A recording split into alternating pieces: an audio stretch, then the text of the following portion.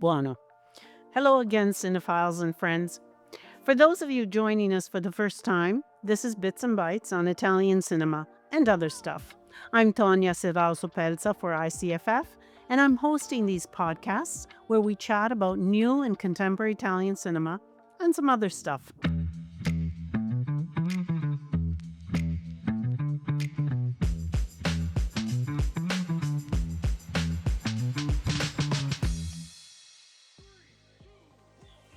Our ICFF Festival, by the way, is coming up, this year starting in June and through July. There will be some special guests visiting, and it's just so exciting. One thing I can tell you with absolute certainty is that we will be joined at this year's festival by the wonderful Manetti Brothers, directing duo that have been causing a stir in cinema in the last few years. For pseudo film critics like me, this is the best kind of news, times two. The Manetti Brothers are an almost indissoluble point of reference as far as our cinematic culture is concerned. They are two film geniuses. It is nice to think of a film constructed, scripted, and directed only by a single individual with genius and inventiveness. But it is also nice to understand and appreciate how unusual it is that an entity which is capable of writing and directing something but that it works as a single body. Of course, this is nothing new. I'm talking about those artistic siblings who, through successes or flops, have always had this chemistry and this truly indestructible relationship. Impossible to imagine just one of the two without the other. Like Oliver and Hardy, you might say. Of course, these guys were actors. I'm talking about directing duos. And how do they even do that? How do they agree on something, especially if it concerns a screenplay, a method of filming, a subject, or an idea for a character? Think, for example, of the Coen brothers with their Big Lebowski, Fargo, No Country for Old Men, Paolo and Vittorio Taviani and their majestic Padre Padrone, Chaos, Good Morning Babylon. And now we have the Manetti Brothers, a duo that began their apprenticeship through numerous successful music videos and ended up attracting wider public attention thanks to the much-lauded TV series L'Ispettore Coliandro. I started watching this series and was hooked from the start. Despite being a TV series, each episode of Inspector Coliandro is shot as a standalone TV movie, each time alluding to a different cinematographic genre and with many references to some inspiring models, particularly the classic detective films by Clint Eastwood in the role of Inspector Harry Callahan. Coliandro is hilarious. He is a young inspector working at the Bologna police station who always finds himself entangled in matters bigger than himself. Coliandro never backs down, though, but his carelessness and his investigative inability inevitably end up getting him into trouble.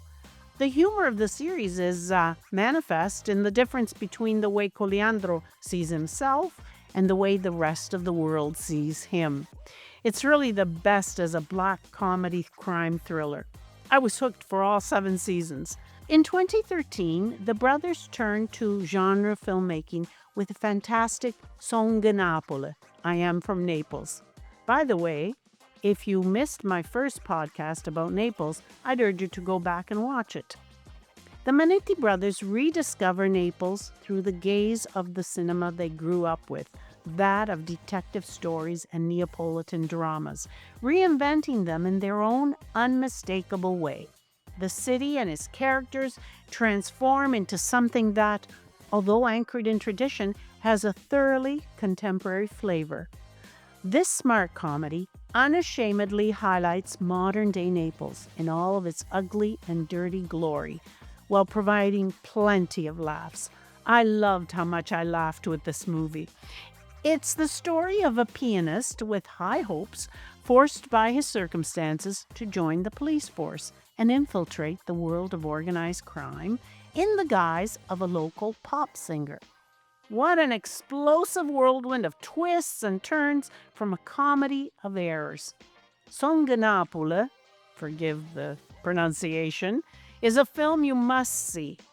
In 2017, the brothers went to work on Amore and Malavita. The story revolves around a Camorra mafia boss who decides to radically change his life and attempts to vanish off the radar any way he can with the help of his cunning wife, played by a majestic and hilarious Claudia Gerini. Meanwhile, a nurse with her head in the clouds and a much-feared hitman are torn between their past and an uncertain future.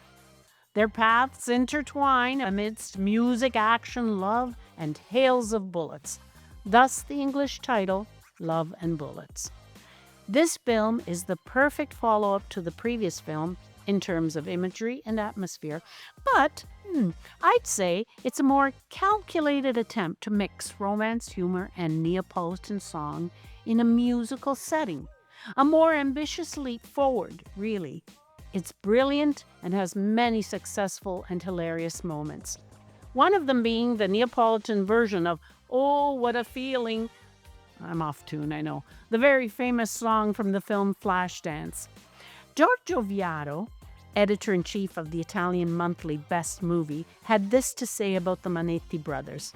Their films have a purely entertainment-based quality, a pleasure in digging into the mechanisms of suspense, a talent for working with pop icons, characters, actors, and roles, all of which has led to the most interesting blends of horror, thriller, sci-fi, and even comedy that Italy has produced in the last 2 decades. After Song Napole and Ammore and Malavita, the brothers went to work on a trilogy based on the Italian comic books Diabolic. As youngsters, the Manetti brothers were transfixed by the comic books. For years, it was our goal to adapt these comic books, they say. In my next podcast, I'll take a look at these stylish crime comic movies, which are both written and directed by the Manetti brothers. I'll have with me a guest with whom I'll chat about Diabolic, Diabolic Jinko Attacks, and Diabolic Who Are You? Our very own Italian James Bond. For some, a silly, superficial attempt at Italian entertainment cinema. For others, a brilliant and stylish recreation of a comic book anti-hero. Join me next time to hear more on the Manetti brothers. Ciao, a presto!